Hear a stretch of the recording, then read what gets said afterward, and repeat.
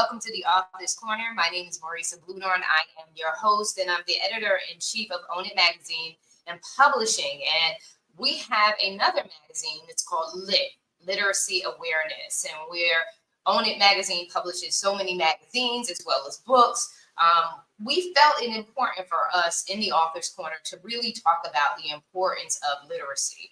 And so today our focus is again on global, reaching out to the whole world and getting connected in a deeper, more personal way. And so welcome to the Author's Corner. Taking center stage and owning it with me is contributing writer Teresa Palmer. Yay! Welcome, everyone. And we're going to kick it back off to where we were talking about last week. Let me see. We got a shout out. All right, Doris, thank you for chiming in today. We were talking last week in regards to being global, this importance of, becoming global, just and really broadening our horizons. I know that books were written for us to escape from our present. Sometimes they're entertaining, they're educational, building our knowledge, spreading our perspectives on lives. And literacy really takes you to another place sometimes in another time. When a book is well written, it can make you feel like you're submerged into the reality of the text. And so that's why it's so important for us to get back into. I know for me, I love to have a book in my hand. I love reading online and things like that. But in order for you to get up under a tree and really snuggle up with literature, you need to have the book in your hand. I just feel that way. How do you feel about having the physical book in your hand? I agree with you. I think it's great that we could do things online. I think technology is wonderful, but sometimes I think we have too much technology. And by that, I mean that you no longer have to go to a bookstore and look through the shelves and look at books. I always loved that. And when I was in New Jersey, I had Barnes and Noble, which was huge bookstore near my house. And I would go there every week. And they also had their own cafe.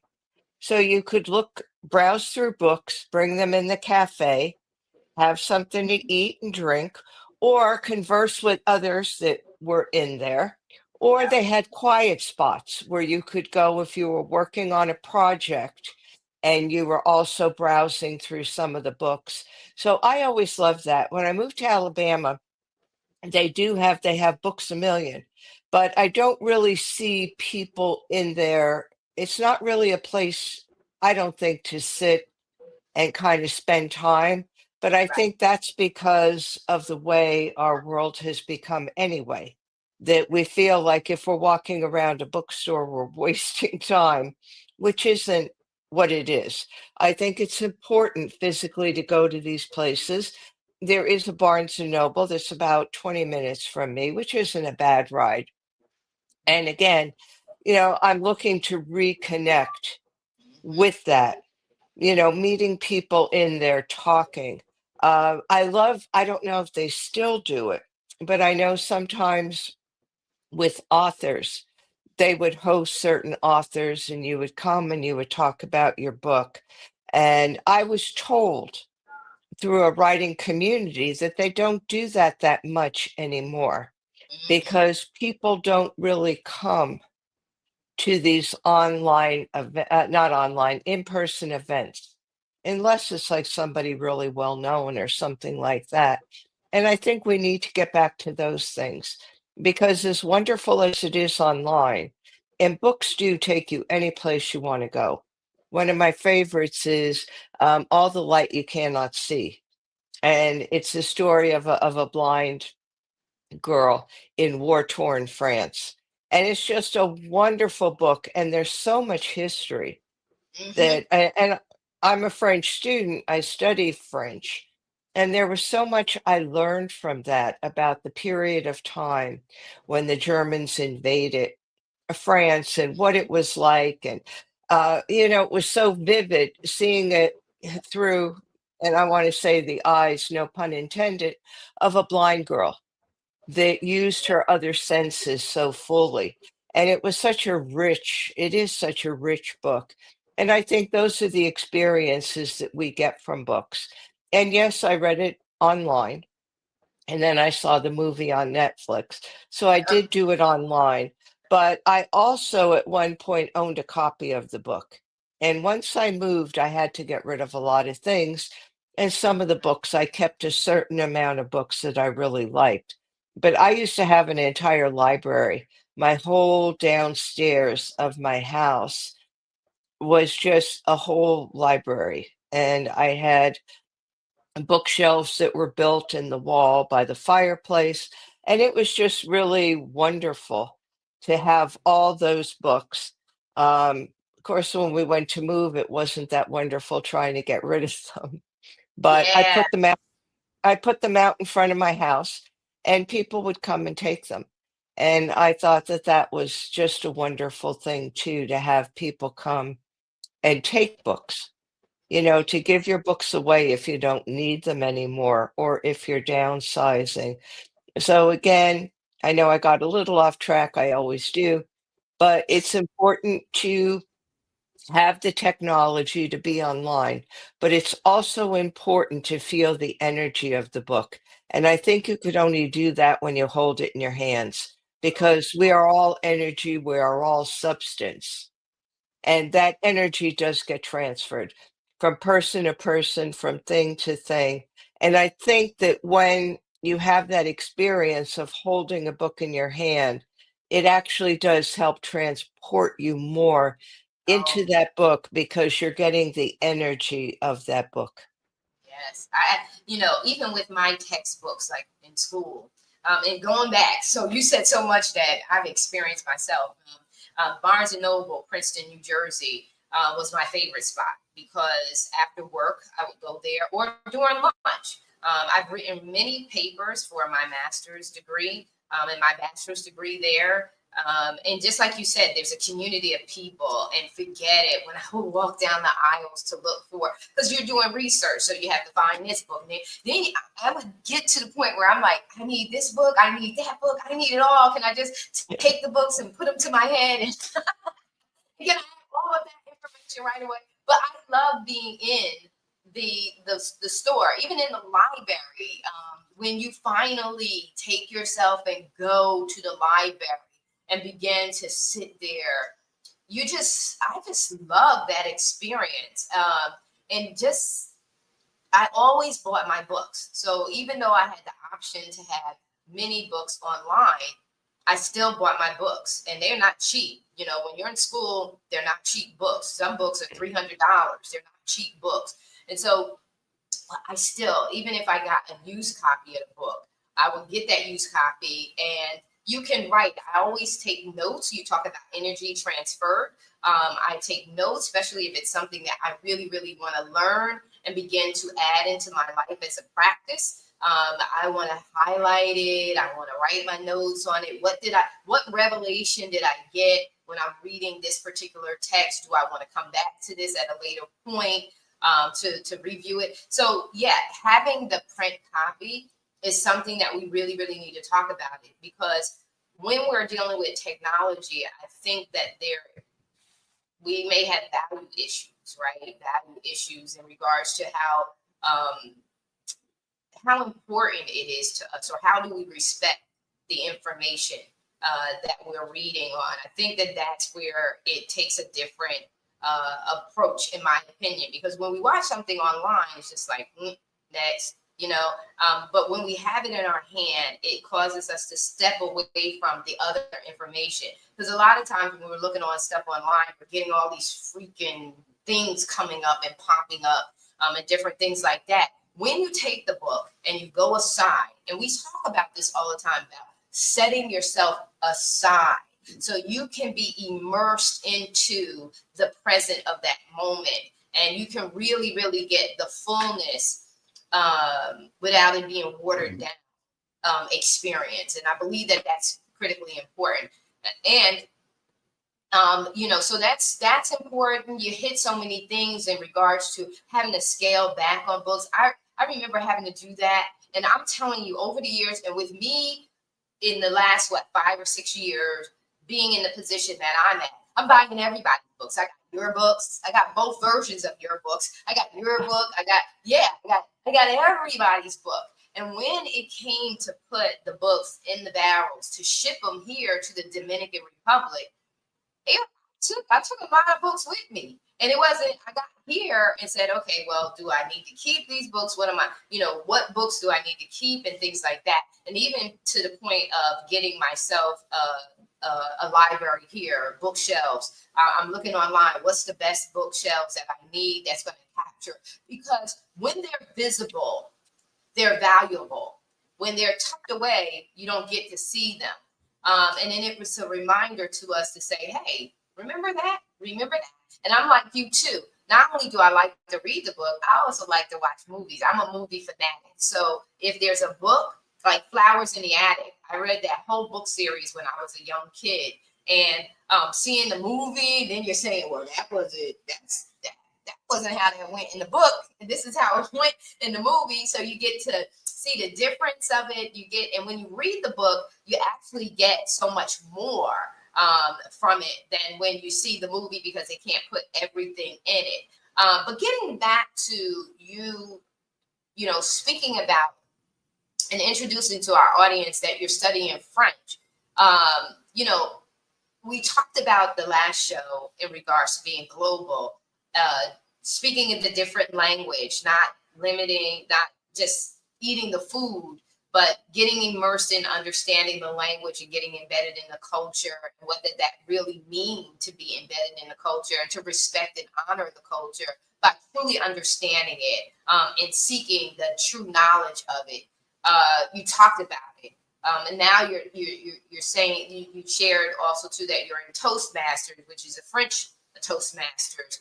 That's really going above and beyond, because we talked about for so many decades, not just a couple of years. We've been talking about being international and global. When the internet first took place back in the 90s, we talked about that. Well, now it's a real reality. And we're faced now as with learning the language, not just being connected to people in international places and locations, but really having to speak the language. Like me, I better act like I know and learn the Spanish. And so what does that feel like? Because we talked about last show, we talked about the dynamics of switching your mind while speaking the language to the other language and then back to the English. And for me, even though I'm not speaking fluent language, I'm also losing how to spell English words. I'm over here and I'm struggling. I'm like, well, how do I spell? This is crazy. But I get a glimpse into what that feels like to have to shift from one language to another, and we take that for granted. I know in the US we do. We take it for granted because that's not a top priority for the majority to be put in a position where you must learn another language fluently. So talk about your experience with that. It's an amazing thing because I've been studying French on and off, and not that consistently, for about 7 years. And when I started, it all started about 7 years ago when I was going to Roland Garros for the French Open. And it was a significant birthday. It was a milestone. I was celebrating it at Roland Garros. Well, I thought learning a language would be easy because I had studied some French, not French, Spanish before. I took Latin in school, and I thought, well, how difficult could it be? Take a Right. few private lessons in Manhattan. There was a French Alliance in Manhattan. And I thought, few lessons, I'll get the hang of how to get on and off the train, how to ask for things.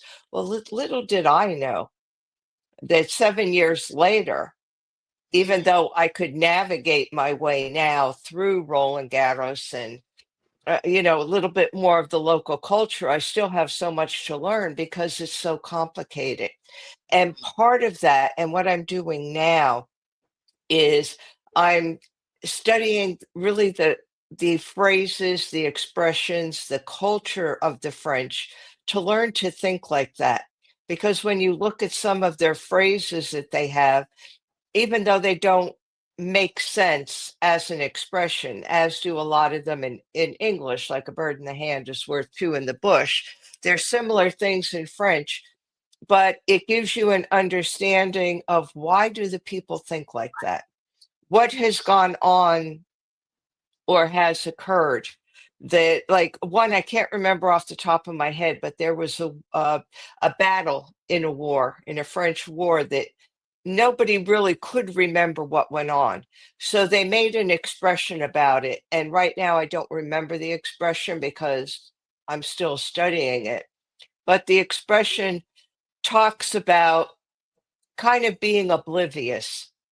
And they use that to when you're with somebody and say that you don't really it's not really important to you what's going on with that particular topic or something that's going to be done, and you use this phrase. And Right. what it means is that it's not really significant. Let's move forward with something else. Right. And it's this phrase that they say, and it comes from wartime. But learning that has given me a whole different appreciation for how the French think. French Toastmasters is challenging because there's textbook French and there's real life French. And you probably see that in the Dominican Republic, where there's slang, there's expressions that people use in every day, just like in English. We use them and we don't even think about it. And it's just such an enriching experience because even though it's difficult, and even though you may not think that you're doing that well, you still are gaining that headway into the language. And for me, I find if I don't think about it, I have to get out of my head because Yes. if I think about it, I can't speak. It's difficult because I'm trying to go from English to French. But if I immerse myself in that conversation, what the person's saying at the moment, what's happening, I could come up with an answer. I may not be totally correct with the grammar, my sentence structure, but the word gets across, the meaning gets across. And I think that's really what being in a French Toastmasters has taught me is I'm not going to be perfect, but I'm at the point now where I could give a 5 to 7 minute speech in the French language and it's understood by people because I'm able to get the emotions, the energy out from it, and the message rather than stringing words together. And the Right. first speech I gave, oh my goodness, I strung everything together. I used Google Translate. And believe me, I sounded like a robot because people in the audience just looked at me like, what the heck is she saying? Right. Because it didn't have me in it. And I Right. think that's another thing with the language. And Toastmasters were taught that in order to be a good speaker, you have to be passionate. You have to come out. It's not just putting words together. And it's the same thing in a language that you're studying. It has to be you. And it may not be totally correct, but when you're coming across as you, that's what people value. Yes. That's what they value. They don't value the fact that, oh, okay, I'm in Spain, I'm trying to speak Spanish. Yes, I think that that's important to recognize that culture, to honor that you're in another culture, another language, and do your best to honor that. But I think what the people really appreciate the most is when you put yourself into it and when you really are you. And I did that last year, almost 2 years ago now, a year and a half in the DR, because emotions was part French, the resort, and part Spanish. Well, Yep. I tried my best with French. and there was a lot of laughter because my French was not up to par Right. to their French. And I remember going one night and trying to reserve a table at another restaurant. And I did it in French, and the girl behind the desk just kind of looked at me. Well, she went and got the manager, and the manager was able to figure out what I was saying. Right. And it was so cool because she said I was speaking too slow for her, and she Wow. didn't grasp a lot of the words that I was saying, and she wanted to honor me Right. speaking French, so she didn't want to say something that may seem to me like she wasn't listening to what I was saying. And that's why she got the manager, so that the manager could come and we could really have a good conversation. And I so appreciated that. And we laughed because the manager told me that one of the things I said was not about getting a reservation in a restaurant. It had something to do with a bathroom. Oh my gosh, that's too funny. That's too funny. When you Yeah. So it just shows you how, the appreciation for the cultures and how we laughed about it and how I was encouraged by them to continue to speak the French and not to worry if I didn't get it right, and it may take a few times. So I think we really need to honor other cultures. The way we do that is going there, trying to converse. And if we really can't, saying to them, this is what I'm trying to say. I'm going yes, to have to say it in English because I don't want to give the wrong impression. But right, again, it's just so important to be you in yes, that language.